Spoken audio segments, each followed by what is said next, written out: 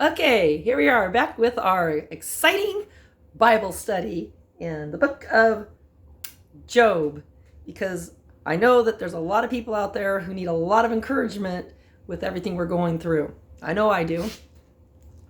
Sometimes an attitude helps. This coffee helps too sometimes. Even though it's a sin. One time, I was walking out of a coffee house, a tea house actually, and I had this mug filled with kava tea, which is relaxing, with honey and milk in it, land of milk and honey. And I said hi to a small group of teenagers on the corner. This is in downtown Eugene, Oregon. And I was just being sociable as I passed by, just said, hey. And this young man comes up to me and my partner, and he tries to grab this out of my hand. And I don't let him. And out of the blue, he goes, what would you do if I told you I was going to shove this up your ass?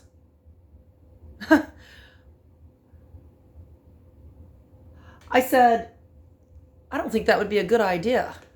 I said, you don't know who I am, do you? He just looks at me. I said, I'm known around these parts as the Antichrist with a capital T-H-E. I lived with Satan for 8 months. I don't think you want to mess with me. And he backed off. And then this little girl, teenage girl, she looks up and she was sitting on the sidewalk. She goes, you think you're cool, don't you? And I said, no, I don't. I'm old. I said, you're cool. But if you live as long as I have, you'll be old like me someday. And I said, you're beautiful. And she goes, no, I'm not. I said, yes, you are, and don't let these guys tell you you're not. And I wished them a good evening. I said, stay out of trouble. And my partner and I walked away safely. So, being a mom can come in handy, especially with the group of kids that I raised. Now, sometimes I haven't been walking around downtown at all lately, but when I have, sometimes I have to have an attitude that's just a little bit tougher, like a street mom, and not put up with certain people's bullshit behavior. Grabbing this out of my hand, trying to grab it out of my hand, threatening me. I keep telling these young guys, I said, I don't think there's anyone on this earth that's worth going to prison and getting butt raped, is there? Now, I don't think there's anyone on this earth that's worth going to prison and possibly getting the coronavirus, is there? So we might want to start respecting each other's boundaries. Back to the Bible study, because I was raised with the Bible, and I was raised like most people don't get to be raised. And boy, oh boy, I know how to raise hell too if I have to. I can pitch a fit. I learned everything I know from people who taught me. So, Chapter 12 in the book of Job. Then Job replied, doubtless you are the people, and wisdom will die with you. But I have a mind as well as you. I am not inferior to you. Who does not know all these things? I have become a laughingstock to my friends. Though I called upon God, and he answered, a mere laughingstock, though righteous and blameless. Well, yes, I have become a laughingstock to my friends because I'm in acting, and they haul me up and put me in skits, and then the audience laughs at me. I would rather be a laughingstock than being stuck in a stockade somewhere in the Wild West, or in prison or anywhere else. I'd rather be a laughingstock. I'd rather go down in history as a laughingstock, because sometimes I run around in black and white striped stockings. I'd rather be wearing those kind of stripes than other kind of stripes. Okay.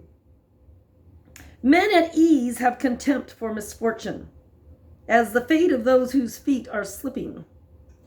Yes, I think Trump does have contempt for the misfortune of others. He just looks at us as numbers. I mean, there's some caring maybe a little bit, but he's more concerned about getting reelected. The show must go on. We must have another election. Biden's running, all that money that's going to get wasted on just electing another leader. That's probably not going to be able to do much better than the last one. But we all need leaders. The tents of marauders are undisturbed, and those who provoke God are secure. You provoke God, you're secure. Those who carry their God in their hands. I actually have a cross right in the middle of my palm. On both sides. There's another one right there. It reminds me that I didn't create myself. And I didn't create the Bible, and I didn't create the story, and I didn't create Jesus, and I didn't create any of it. So, those who carry their God in their hands, but ask the animals, and they will teach you. Or the birds of the air, and they will teach you. Or speak to the earth, and it will teach you. Or let the fish of the sea inform you. Whoa, the earth is saying, you guys better start taking care of me. The fish are saying, you better start taking care of me. The birds are saying, you better start taking care of me. The animals are saying, you better start taking care of me. You take care of me, I'll take care of you. Which of all these does not know that the hand of the Lord has done this? In his hand is the life of every creature and the breath of all mankind. So take a breath and take a chill pill. Does not the ear test words as the tongue tastes food? Is not wisdom found among the aged? Does not long life bring understanding? One time during a supervised visitation that I now have to pay for, because I guess I'm so dangerous, I have to be careful with my words too. But Sarah Rich, the supervisor who makes a lot of money, we were playing hangman with my little boy. And he put the letters up there. And my other daughter went first, and she called out the letter A, and it was in the first spot. And she looked at it, and she goes, that's not a naughty word, is it? And I looked at her, I said, well, what would be a naughty word? And the supervisor spelled out ASSHOLE would be a naughty word. It would be inappropriate for children. Wow, so it's okay to spell out naughty words in front of children. You can't say them. Remember that. Like my little boy doesn't know how to spell words yet. Right. No, his word was another. Like love one another. Another. Like another mother. Like another time. Another life. Another day. Another dollar. Huh. That's sad. The way we treat each other can be sad. It can be tragic. I was once RAPED'd, and it was not FUN. But we don't TALK about it.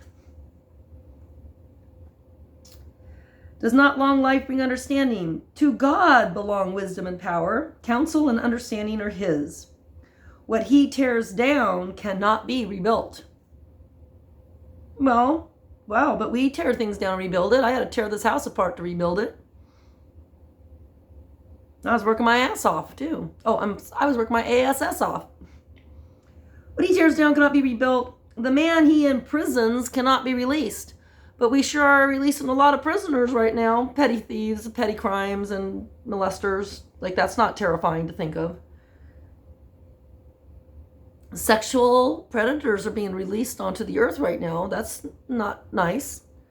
And then we're imprisoning pastors who might be sexual predators. We don't know. Or they might be mass murderers if they're trying to get their congregation together and cough and sneeze and breathe on each other. And pass this virus around a little more. Okay, the man he imprisons cannot be released. If he holds back the waters, there is drought. Yep. If he lets them loose, they devastate the land. Yep. To him belongs strength and victory. Both, we can do it. Strength and victory. Both deceived and deceiver are his. He leads. I never had sex with that woman. I've never had a meltdown.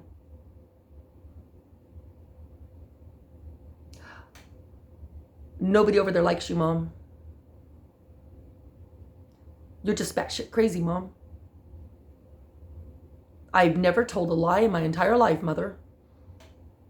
I've never cheated on anything. I've never played any practical jokes. I've never done anything wrong in my entire life because, of course, I know I don't do anything wrong, ever. I've never picked on anybody. I've never called anybody names. I've never disobeyed or been rebellious. I've never done anything. I'm just a perfect little girl or a boy, and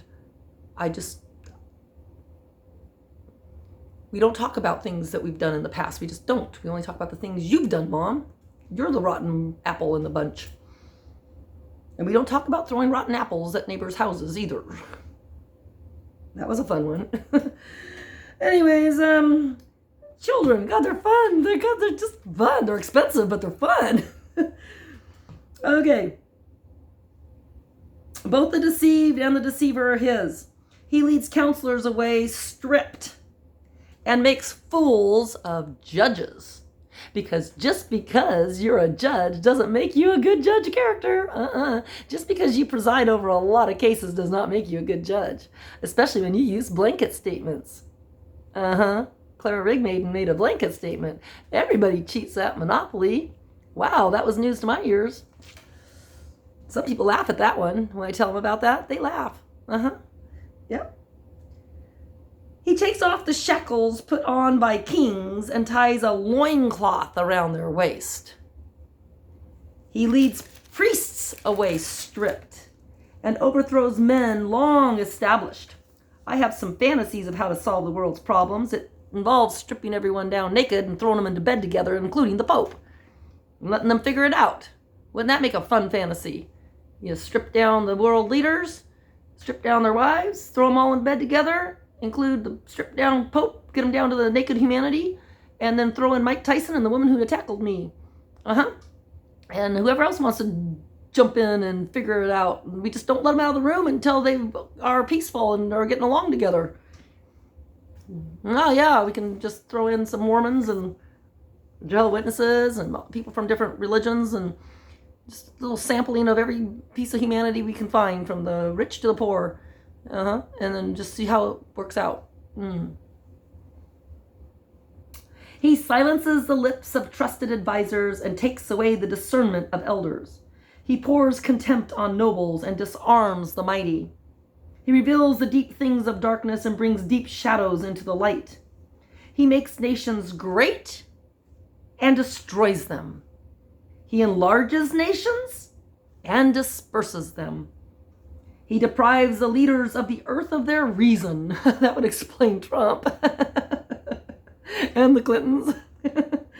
Oh, God, yeah. And most of the preachers that talk about the Antichrist and all that kind of crap. And tries to point a finger at who's the Antichrist and who's Jesus and who's all this stuff, yeah. So, he deprives the leaders of the earth of their reason.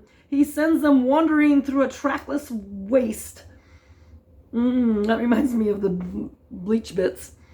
They grope in darkness with no light. He makes them stagger like drunkards. That's a fun chapter right there to read while you're watching the news, and then you just get a laugh at it.